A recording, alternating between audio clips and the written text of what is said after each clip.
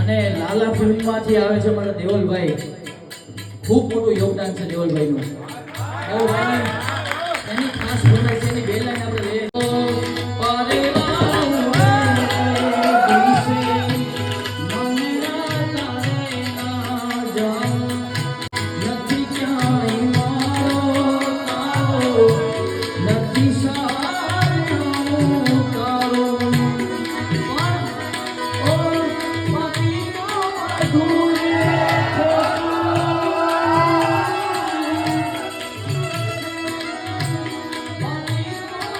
Ooh,